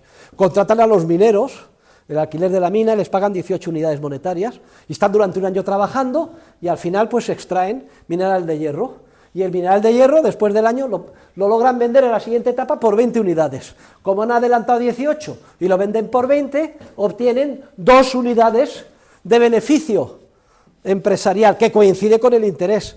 No hemos dicho que equivale, es el adelantar el bien presente a cambio del bien futuro, pues el tipo de interés 2. Pero es que a su vez, los de la cuarta etapa, pues compran, que son los del alto horno, por ejemplo, el mineral de hierro, y lo llevan a su alto horno. Entonces tienen que desembolsar 20 euros, tienen que pagar 20 euros el segundo año, 20 euros a los mineros, a los propietarios de las minas. Y también tienen que contratar a sus trabajadores, y les pagan 16. 20 más 16, pues 36, ¿vale? Y al final, ¿qué pasa? Pueden vender el acero a la etapa siguiente por 40. Como han adelantado 36, les queda un 4 de beneficio. Pero 4 en relación con lo que han adelantado 36 es también, viene a ser todo en torno, ven, al 11% anual de tipo de interés entre cada etapa. Y así sucesivamente. Los del alto horno lo venden en la siguiente etapa, etcétera, y luego llega la última, los del concesionario, los últimos, ¿qué es lo que hacen? Joder, pues venden a los concesionarios los coches por 80 unidades monetarias, pero también tienen que pagar sus trabajadores 12, 80 más 12, 92, venden por 100, 8 de beneficio, frente a los 92 que han adelantado, el 12% de tipo de interés. Y llegan al concesionario, y el concesionario ¿qué hace? Pues vende los coches, el bien de consumo, por 100 unidades monetarias. ¿Y quién se lo compra? Joder, lo compran todos los trabajadores que han percibido 70 unidades, que son 18 más 16 más 14 más 12 más 10, más el interés que han percibido los propietarios de los bienes de capital. 2 más 4 más 6 más 8 más 10, 30, 70 más 30, 100, 100 unidades monetarias de renta neta, compran todos los bienes de consumo. Fíjense que esto es un poquito... es más sofisticado que este esquema del flujo circular de la renta, pero aquí no cometemos el gravísimo error de eliminar la dimensión temporal del proceso de producción, que es el pecado original de todos mis colegas, keynesianos, monetaristas, keynesianos, toda esa chusma intelectualoide, compañera mía de la cátedra. Estoy utilizando terminología un poco de mi ley, pero es que llega una edad en que ya no puede uno morderse la lengua. Es que hay que ser un asno para no ver esto, que es tan obvio y tan evidente. Tampoco estoy explicando una cosa que haya que ser Einstein para entenderla. Pero si la estructura productiva, la hemos visto ahora, puede entenderse en términos diacrónicos. Diacrónico es como una película, periodo tras periodo. Aquí hemos puesto, de manera simplificada, 5 años de proceso de producción. También puede entenderse de una manera sincrónica, es decir, una foto instantánea. Y si nosotros hacemos ahora una instantánea en toda la estructura productiva ahí fuera, resulta que simultáneamente nos damos cuenta que hoy en día hay, concesionarios, vendiendo coches por 100 unidades monetarias. Pero también hay hoy en día coches, caminos de los concesionarios en los trenes, etcétera, por 80 unidades monetarias. Y también hay hoy en día coches en las salas de montaje, en Almusafe, General Motors, Ford, etcétera, por 60 unidades monetarias, que están allí produciéndose. Pero también hay hoy en día, altos hornos haciendo acero. Y también hay hoy en día minas produciendo hierro, hoy en día. Ahora bien, esto es muy importante que lo vean ustedes, pero tampoco es muy fácil de entender. El hierro que hoy en día se está produciendo solo terminará en vehículos o en coches o en barcos dentro de 5 años, obviamente. Los coches que están en las empresas diseñando eléctricos, etcétera, solo van a madurar en bienes, o sea, móviles, ordenadores, vehículos, etcétera, dentro de 5, 10, 15 o 20 años. Pero lo que se está diseñando hoy. El acero que se está haciendo en los altos hornos solo culminará en un barco, un coche, etcétera, o en la estructura metálica de un edificio dentro de 3 o 4 años. Y así sucesivamente. Pero hoy mismo tenemos un volumen, de hecho, la parte más importante del esfuerzo empresarial, creativo y de la mano de obra de cualquier economía moderna no está en la etapa final del consumo. No, que solo son 100. La inmensa mayoría de los trabajadores, empresarios, capitalistas, están en las etapas que se llaman intermedias. Y por eso criticamos a tope, en el epígrafe siguiente, en las páginas siguientes, la contabilidad nacional, que no es sino una excrecencia, una especie de monstruosidad, fruto de la economía, es la página 245, de la economía keynesiana, que dicen, la economía keynesiana dice que es Producto Interior Bruto, le llaman bruto, solo incorpora la etapa final. Esto es lo único que miden. La etapa final y también los bienes de capital que llegan al usuario final, es lo único que miden. Y dejan fuera de su cómputo todas las etapas intermedias y todas las transacciones monetarias intermedias, porque todo esto es en términos de unidades monetarias, que son 3 veces más, quedan fuera del cómputo que lo que se incorpora en las cifras del Producto Interior Bruto. A pesar de su nombre no es bruto, sino que solo recoge la etapa final. Y esto lo hacen los keynesianos porque les interesa exagerar la importancia del consumo. ¿No te jode? Cuando cogen el PIB dicen, lo más importante del PIB es el consumo. Y por eso sale luego Zapatero o Sánchez, doctor Sánchez, por cierto, que dicen, la economía va bien cuando se consume mucho. La economía va mal cuando se consume poco. No te jode, como lo único que miden es el consumo, parece que para ellos lo único que hay es el consumo. Y luego además se les refuerza con esto, porque como no hay dimensión temporal, parece que lo que tiene que hacer la familia es consumir. Aquí para que todo vaya bien lo que hay que hacer es tirar la casa por la ventana, no ahorrar nada y consumir.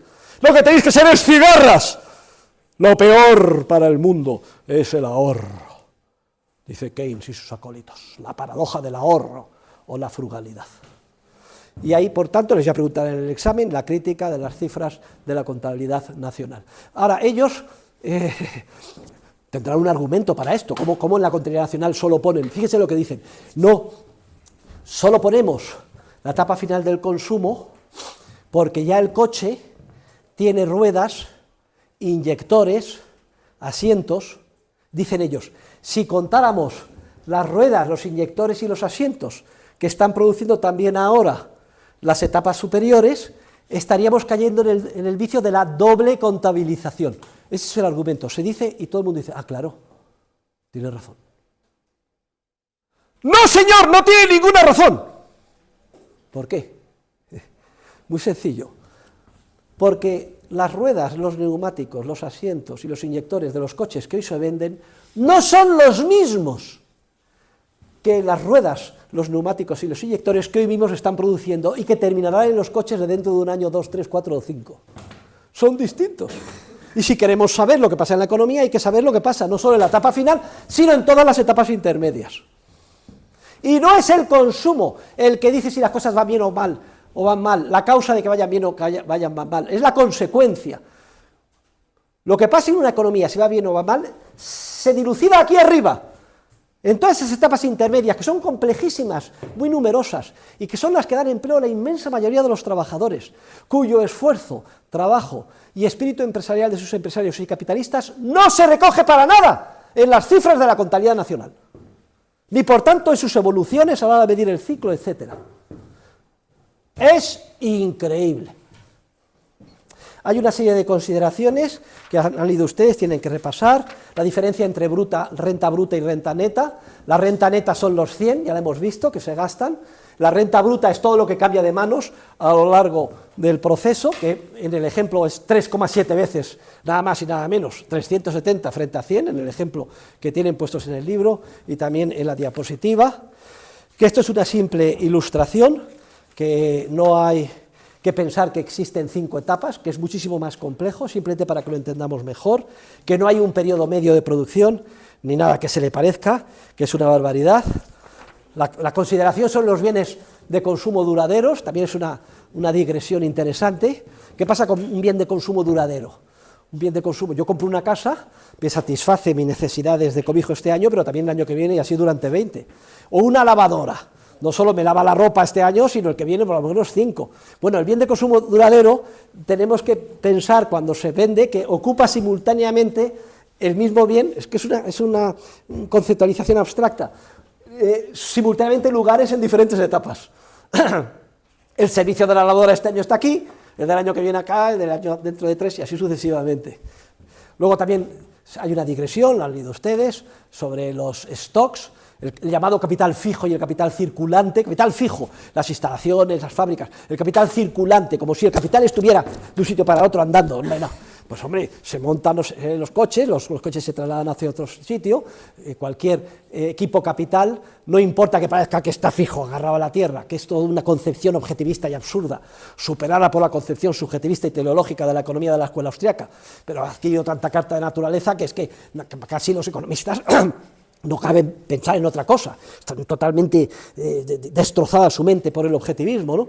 Pues capital circulante está ocupando el lugar que le corresponda en cada una de las etapas, por muy complejo que sea esa asignación, porque el mundo es complejísimo, pero sí lo podemos de alguna forma visualizar de forma abstracta dentro del correspondiente esquema. Y ahora, queridos alumnos, va la lección más importante de economía de todas. No hay una lección más importante de economía que esta. Por eso he dicho que la clase de hoy es la clase de economía. Vayan a la página 249. A la página 249,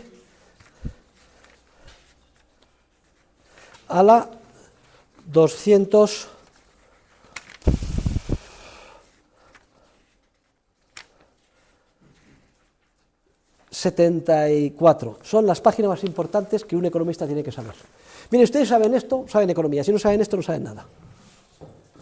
La verdad es que es difícil exagerar la importancia que tiene lo que voy a explicar a ustedes. Lo que voy a explicar a ustedes es nada más y nada menos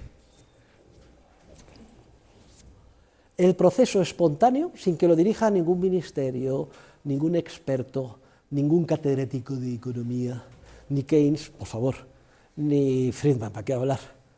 Por el cual, de una manera espontánea, el ahorro de la sociedad tiende a invertirse bien si es que el Estado no interviene, e impulsado por la fuerza creativa de los empresarios, que somos todos y cada uno de los seres humanos que constituyen la humanidad, hombres, mujeres, HGLI, ATP, lo que ustedes quieran, dotados de una innata capacidad empresarial y creativa. ¿Cómo tiende lo ahorrado a invertirse bien? Bueno, el proceso de ahorro, ya lo explico ahí, el proceso de ahorro en la práctica puede suceder de 3 maneras distintas, ya lo han visto, no voy a entretener en ella. Vamos a suponer un caso trágico, un caso que sería trágico para los keynesianos, pero lo peor del mundo. Resulta que mañana nos levantamos todos nosotros, todos,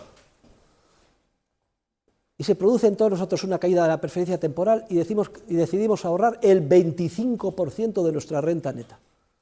Dejar sin consumir el 25%, la cuarta parte de lo que veníamos consumiendo, y ahorrarlo. Según mis colegas, no solo los keynesianos, sino los monetaristas, porque todos los monetaristas de Chicago, encabezados por Friedman, son los mismos perros con distintos collares que los keynesianos. Esto hay que explicárselo, ya se lo he explicado, le enviaré el email que le he mandado al profesor Milley esta mañana, porque es demasiado laudatorio con Friedman. Fue un buen divulgador, periodista de la economía de mercado, pero en teoría económica, cero. No aprobaría mi curso. O sea, Friedman estaba sentado ahí y le suspendería, no pasaría de primero. No sucedería nada peor, no habría escenario peor en la economía que mañana nos levantáramos y dijéramos que en vez de consumir 100, vamos a consumir nada más 75, porque las otras 25 decidiéramos ahorrarlas. Por cierto, no sé si tengo por aquí. ¿Cómo me salgo de aquí? A ver. Ups. Ah, sí. Creo que lo tengo aquí. A ver. Alargamiento y desechamiento de la estructura productiva.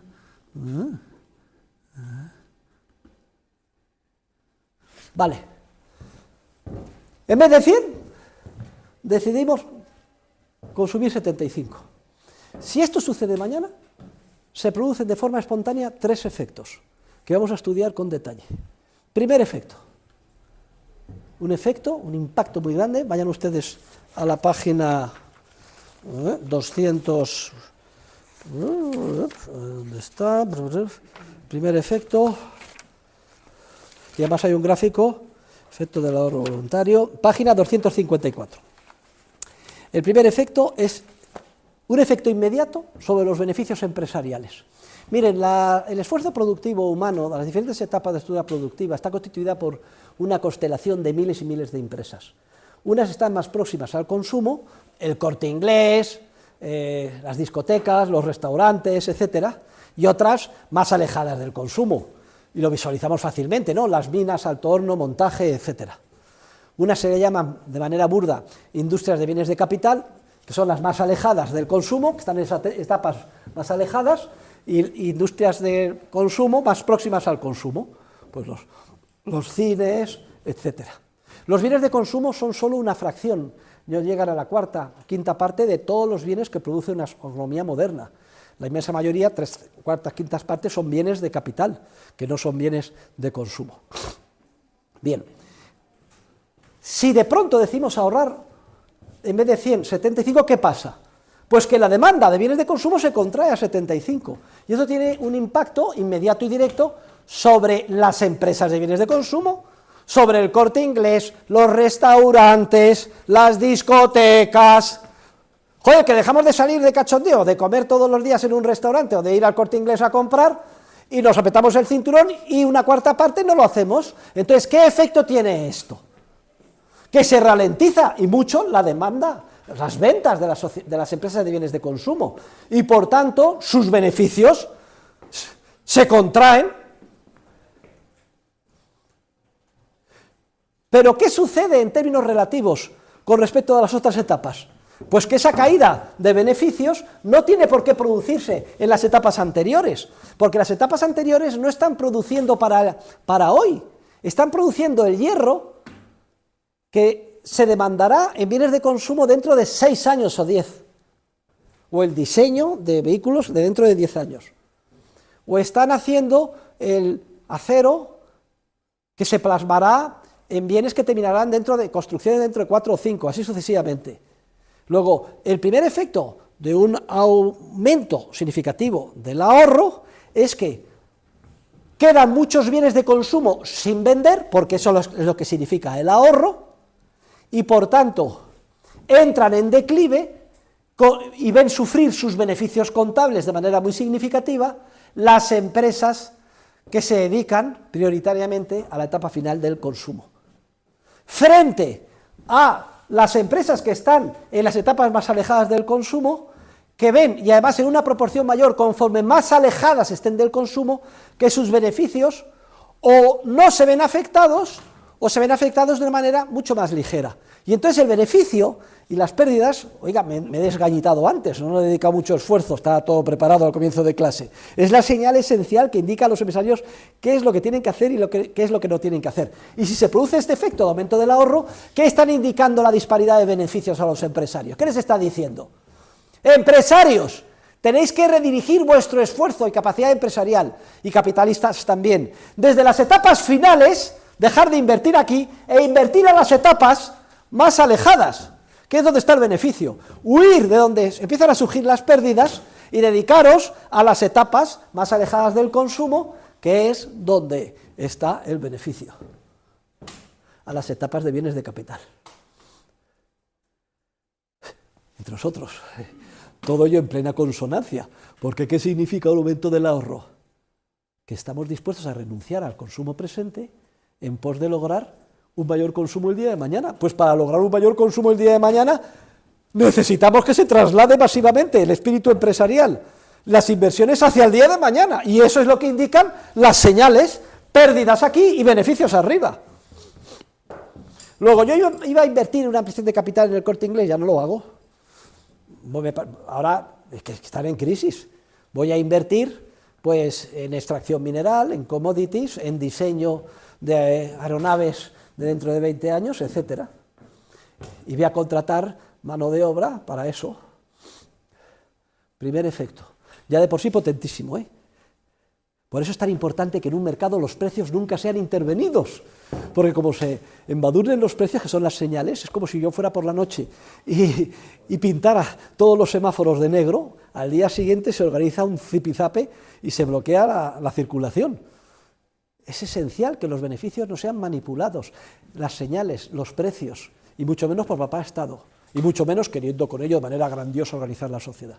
Pero es que se produce un segundo efecto espontáneo, que surge siempre que aumenta el ahorro. Vayan ustedes ahora a la página 259 y a la 260, donde tienen además una fórmula de matemática financiera, cosa que no me gusta poner, pero la tienen ustedes en nota a pie de página.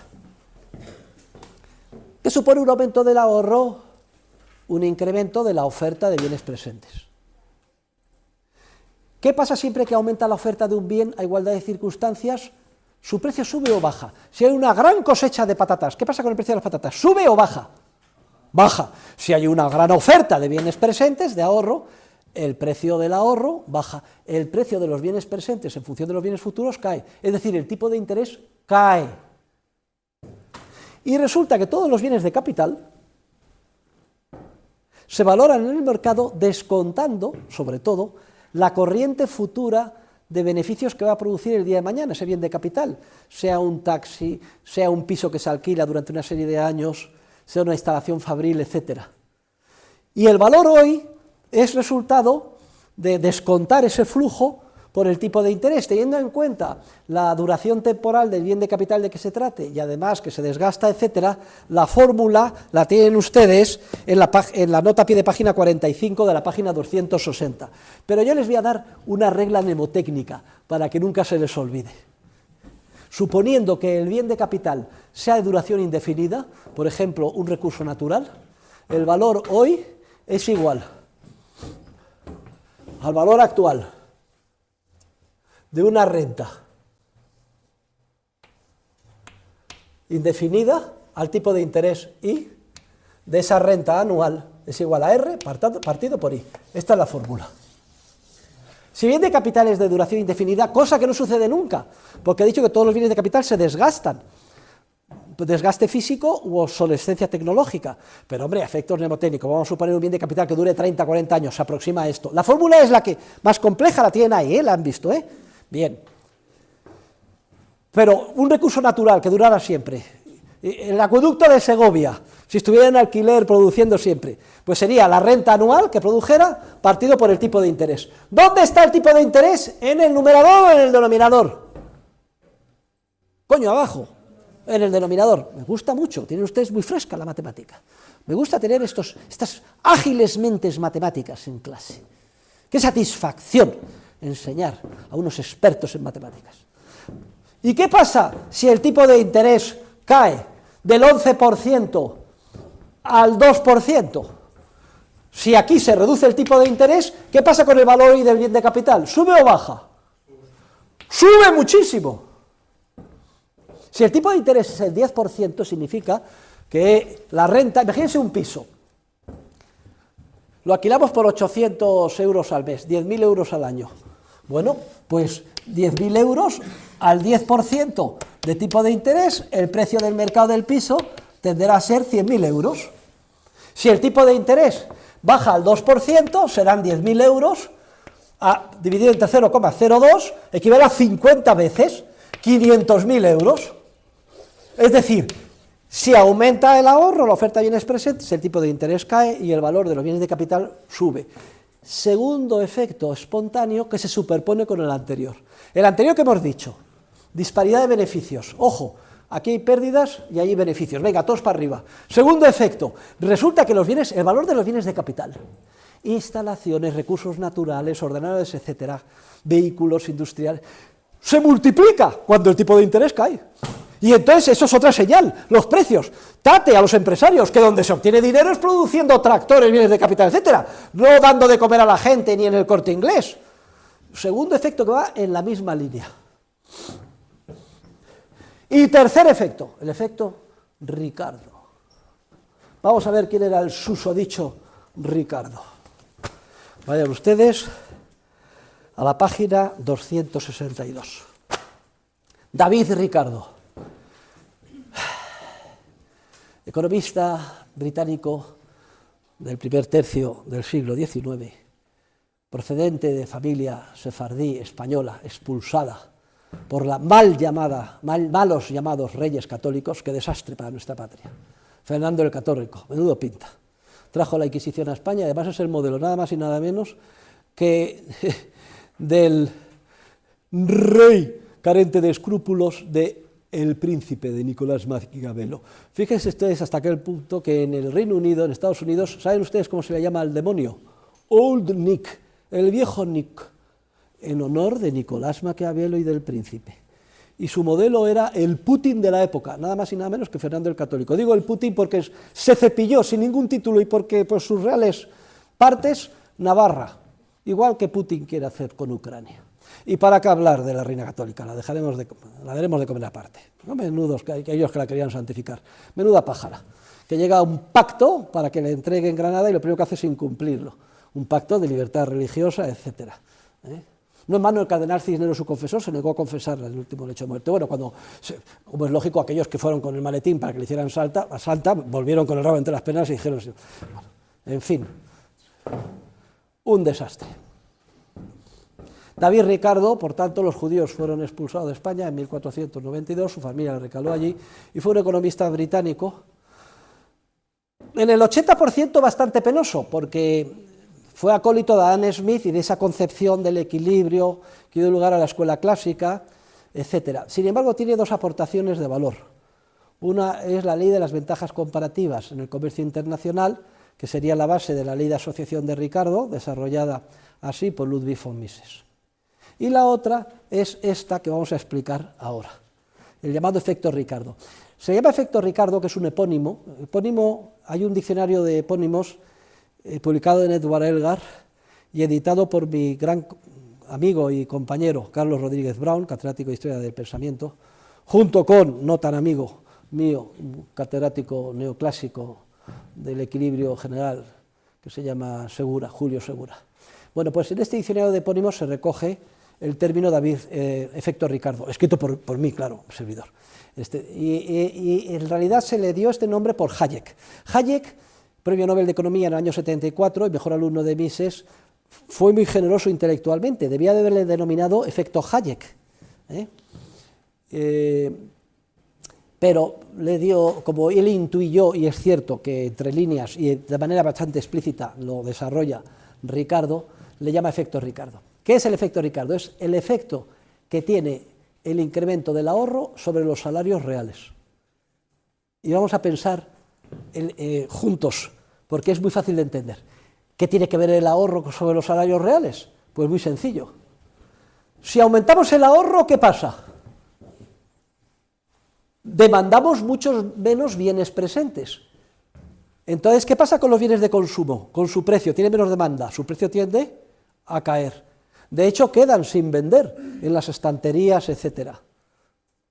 No piensen ustedes que se va a podrir esos bienes, no. Están ahí latentes esperando, porque lo que van a hacer es mantener a los trabajadores que paulatinamente vayan trasladándose hacia proyectos de inversión que maduren en un futuro más lejano. Pero el impacto inmediato es que el precio de los bienes de consumo tiende a caer. Porque si dejamos de ir a los restaurantes, en vez de ir 10 veces, vamos 7 veces y media, y al cine, etcétera, eso se nota. Y el precio de esos bienes cae, tiene mucha menos demanda. Y si todos nosotros como trabajadores percibimos el mismo salario y vemos, sin embargo, que el precio de lo que compramos para vivir, bienes de consumo, comida, alimentos, vestido, cobijo, todo eso cae, ¿qué significa en términos reales con nuestro salario? Ganamos lo mismo, pero todo lo que compramos vale menos. Significa que los salarios reales crecen, que estamos ganando mucho más en términos reales. Y si los salarios reales crecen, como son los precios relativos y la comparación de unos precios con otros, lo que llegan los empresarios, ¿qué les está diciendo? Les está diciendo, ¡tate, ejército de empresarios! La mano de obra, en términos relativos, hoy es más cara. Luego, en el margen, sustituye mano de obra o trabajadores por equipo capital. O expresado más gráficamente, en el margen, a la puta calle, trabajadores, y contrato ordenadores, maquinaria, tractores. ¿Por qué? Porque el aumento del ahorro, al hacer caer los precios de los bienes de consumo, supone un aumento de los salarios reales que dice a los empresarios que es más oneroso contratar mano de obra que equipo capital, y hay que sustituir a los trabajadores por equipo capital. Es un tercer efecto que está diciendo a todos los empresarios que tienen que invertir en equipo capital. Luego, los tres efectos confluyen.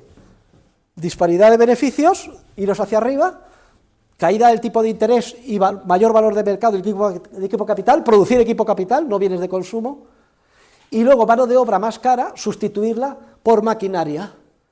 Y por tanto, lo que hay demanda es la maquinaria, de lo que hay demanda es de ordenadores, de tractores, etc. Y ahora vienen los enemigos del mercado.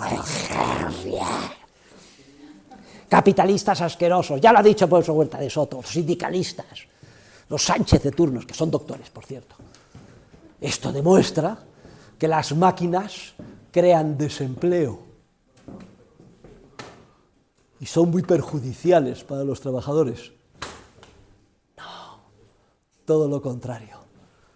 El gran artículo de Bastiat, lo que se ve y lo que no se ve. Y el economista lo que tiene que estudiar en términos abstractos, sobre todo, no es lo obvio, lo que se ve, sino lo que no se ve. Quedamos indignados porque nos llama el jefe de personal del Corte Inglés y dice, fulanita, fulanito, te quiero mucho, pero podemos seguir sin ti. Aquí tienes la liquidación a la puta calle. Pero ¡qué injusticia! ¡Qué inmoralidad! No, porque fulanito, fulanita, te voy a sustituir por un ordenador, por un tractor, etc. Y yo les hago la siguiente pregunta. ¿Y quién produce esos ordenadores? ¿Y quién produce ese equipo capital? ¿Y quién produce esos tractores que ahora van a sustituir a la mano de obra? ¿Quién la va a producir? Precisamente estos trabajadores que son despedidos de las etapas más próximas al consumo, rápidamente se van reasignando hacia las etapas más alejadas.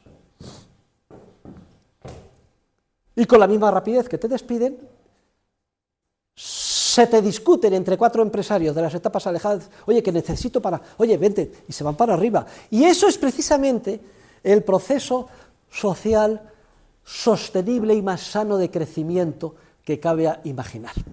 Una sociedad pobre es una sociedad en la que la inmensa mayoría del esfuerzo humano está dedicado al consumo final. Son los indios cosechando a mano arroz en un pantano para comérselo. Una sociedad rica es aquella en la que cada vez un porcentaje más pequeño de la población se dedica al consumo final y cada vez un porcentaje más alto de la población se dedica hacia las etapas alejadas del consumo final, en forma de producción de instalaciones fabriles, explotación de commodities, materias primas, diseño, programación, etc. Pero claro, para poder sustentar a esa población en esas etapas tan alejadas, que contribuyen en procesos de producción que solo van a madurar en forma de bienes de consumo dentro de un periodo muy alejado en el tiempo, hace falta que mantener a todas esas miles y miles de trabajadores. ¿Y de qué viven? Precisamente de los solomillos, trajes, etcétera, que los capitalistas hemos dejado sin comprar y que quedan ahí ociosos esperando. Precisamente te adelanto esto y tú vas ahora a comprar. Pero en términos marginales se produce este alargamiento y al final vemos que hay una estructura productiva más achatada y con un mayor número de etapas. Han surgido dos etapas nuevas ahí en rojo y con un tipo de interés más reducido, que quiere decir que se ha incrementado el ahorro de la sociedad.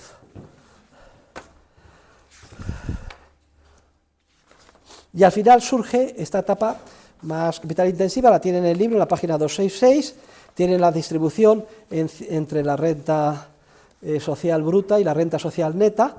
Al final es la misma, 370, pero un porcentaje mucho más pequeño dedicado al consumo final. Una vez que culminen todas las etapas, después de 7 años, empiezan a llegar bienes de consumo y cada vez mayor, porque se produce con tractores, son mucho más productivos, y se llena de bienes de consumo que con una demanda monetaria más baja hace que el precio unitario de bienes de consumo se ponga por los suelos, y con el mismo salario cada vez podemos comprar más. Es el proceso productivo más sano de desarrollo de la economía que quepa imaginar, lo que se conoce con el nombre de deflación sana, resultado de un aumento de la productividad y no de una contracción monetaria. Pero vamos a la última explicación. Bueno, esto que acabo de explicar es la solución de la paradoja del ahorro. La paradoja del ahorro la hemos estudiado todos los economistas cuando yo era pequeño, en la carrera, se sigue estudiando. Creo que algunos manuales ya de vergüenza torera la han quitado. Y dice lo siguiente: señores, todos los keynesianos, monetaristas, todos, señores, el ahorro será muy bueno a nivel individual, pero a nivel social es lo peor que puede pasar en una sociedad. Porque si se ahorra, las familias consumen menos, se hunden las empresas y todos entramos en barrena, en caída, y ¡bum!, se hunde la economía. Lo dicen así. Y por tanto, lo que tienen ustedes que hacer cuando hay una crisis, una recesión o las cosas mal, es la cigarra, consumir. Y en el famoso Plan E, me acuerdo como si fuera ayer, salió Zapatero: estamos en una de las más profundas recesiones que cabe imaginar. Yo, por favor, ruego a todas las economías domésticas españolas que consuman. No ahorren nada. Todo lo que tengan ustedes en sus cuentas corrientes, gástenlo. Y si no tienen capacidad de consumo, pidan préstamo. A partir de mañana, todos a consumir, porque esto es lo que va a salvarnos. Sí, sí. Pero lo que es curioso es que hay muchos economistas que lo dicen, desde Keynes y compañía. Vamos a ver si cumplimos este consejo que nos dan nuestros gobernantes, que además fomenta lo de hacer inflación.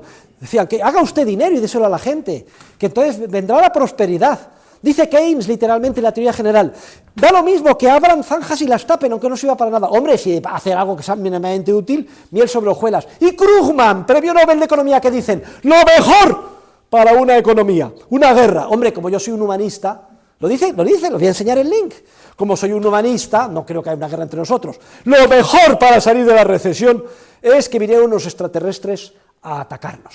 Y entonces los que concebimos la economía como una economía siempre en crisis por falta de demanda agregada, sería el secreto de la prosperidad. Increíble que den el premio Nobel, y todos los muertos que van a quedar entre medias, etcétera. O en el artículo jocoso de Bastiat, del niño que rompe un cristal jugando al fútbol. Se ha roto el cristal, lo mejor para la economía. Esto es cojonudo, porque se ha roto el cristal y entonces, ¿qué hay que hacer? Reponer el cristal, con lo cual se está dando empleo a la fábrica de cristal, pero la fábrica de cristal a su vez tiene que contratar más materia prima, entonces la prosperidad. Queridos alumnos, queridos niños del barrio, por favor, a partir de mañana, todos a romper los cristales de todas las casas de vuestros padres. No es ninguna tontería, no lo dice, es Krugman, premio Nobel de Economía, es presidente Zapatero, que hay que consumir. Vamos a ver qué pasa si se consume. Vamos a ver si estamos en esta estructura productiva y decidimos, a partir de mañana, siguiendo los consejos de los Krugman, Keynes, monetaristas, Friedmans, etcétera, y zapateros de turno, en vez de consumir 75, tiramos de ahorro donde sea y consumimos 100. ¿Qué efectos se producen? Queridos alumnos, los mismos 3 que hemos visto, pero al revés. Primer efecto: joder, beneficios disparados en las empresas próximas al consumo. Aquí es que no se encuentra un restaurante, hay que reservar con 3 meses de anticipación. Vas a un restaurante en Mallorca y vamos, te sirven la comida y te la tiran ahí encima, y si no usted está contento, patada en el culo, porque tengo 40 gilipollas de ingleses que comen mierda detrás. ¿Qué coño voy a dar yo buen servicio? ¡Cola! Entonces, si el beneficio está aquí, mucho mayor que arriba, ¿qué está diciendo a los empresarios? Desinvertir en todas las etapas de arriba, que es donde está la mayoría de la gente, e invertir abajo en el consumo. Pero si es que resulta que consumimos mucho más porque ha disminuido nuestro ahorro, porque aumenta nuestra preferencia temporal, hay mucha menos oferta de bienes presentes. El precio de los bienes presentes en función de los bienes futuros, el tipo de interés, al ver una contracción de ahorro, el tipo de interés se pone por las nubes. En vez de ser del 2%, pasa a ser el 10%. Y el valor de hoy de todos los bienes de capital pasa de medio millón a 100.000. Se disminuye una fracción. Segunda señal, dicen los empresarios, no seáis idiotas. No invirtáis en bienes de capital, ni en diseño de coches eléctricos dentro de 10 años, ni en árboles, ni nada. Tenéis que ir directamente a abrir discotecas, restaurantes, etcétera. Cerrar todo lo de arriba. Y luego está el efecto Ricardo, pero al revés. Porque si resulta que consumimos mucho más y hay una demanda monetaria tremenda de golpe y sopetón, ¿qué pasa con el precio de los bienes del consumo? ¿Qué? Sube como la espuma. Y si sube como la espuma, ¿qué pasa con nuestros salarios reales? Que caen. ¿Y esto qué significa? ¿Qué indica a los empresarios? Que en términos relativos es más barata la mano de obra que el equipo capital y que hay que contratar más turnos de mano de obra, pero nada de ordenadores ni de máquinas. Y si no hay suficiente mano de obra, que venga de fuera. Recibimos con los brazos abiertos a todos los marroquíes que hagan falta, y sobre todo a nuestros hermanos de sangre, los hispanoamericanos. Ya hay 7 millones en España, y son pocos, necesitamos más gente. Venga más mano de obra, pero equipo capital cero. Y queridos alumnos, al final, ¿cuál es el resultado? Como les he dicho, la inmensa mayoría del esfuerzo de los trabajadores están en las etapas que entran en crisis, si decidimos consumir más, y por tanto cierran y despiden, y se produce una contracción tremenda. Y como tienen menos salarios porque se van a la calle y no pueden encontrar trabajo, ya lo vamos a ver en las próximas clases, al final termina el consumo que se fomentó de manera artificial en un primer momento, contrayéndose. No es que el consumo sea la causa de las crisis, es simplemente una manifestación final de lo que sucede cuando se manipula el proceso espontáneo de coordinación entre la decisión de los que invierten a corto plazo y los que invierten a largo plazo, a través de tipos de interés no manipulados. Cuando se manipula ese tipo de interés, ya veremos cómo se hace. Además, no les debe costar a ustedes mucho esfuerzo, porque como ya saben que se crea de la nada dinero por el sistema bancario que opera con reserva fraccionaria, que todo lo orquestan los bancos centrales y que el dinero de nueva creación se inyecta en el sistema rebajando el tipo de interés, ya es que ya les encaja todo, ya están ustedes a punto de ver la luz y ver cómo encajan todas las piezas de este aparente puzzle. Cuando se fomenta artificialmente el consumo, se pasa de aquí a aquí, se termina una estructura productiva más achatada. Cuanto más achatada, más pobre, más próxima a la de la India, más cosechando a mano, menos capital intensiva. Y esto se llama economía en regresión. Y es muy fácil de entender. Lo que he explicado en realidad no hay que ser Einstein para entenderlo. Por cierto, Einstein era un analfabeto absoluto en términos de teoría económica. Jamás entendió nada de teoría económica y hizo un daño muy grande. Él pensaba que lo mejor era, pues eso, el intervencionismo, la planificación, el socialismo y los ingenieros sociales, como él mandando. Pero bueno, es una forma coloquial de hablar. La clase de hoy es la más importante que debe saber un economista. Denle vueltas, estudienle, si tienen alguna duda me consultan, y el jueves vamos a explicar, y terminando este capítulo, la teoría austríaca o del ciclo económico, también llamada teoría del crédito circulatorio, que explica qué pasa cuando se crea de la nada dinero y se presta a los empresarios como si el ahorro de la sociedad hubiera aumentado sin que tal cosa suceda. ¿Es posible el círculo virtuoso? ¿Es posible el mejor de los mundos? ¿Es posible una estructura productiva más capital intensiva y que aumente la prosperidad de todos, pero sin que sea necesario que nadie se sacrifique ni que ahorre?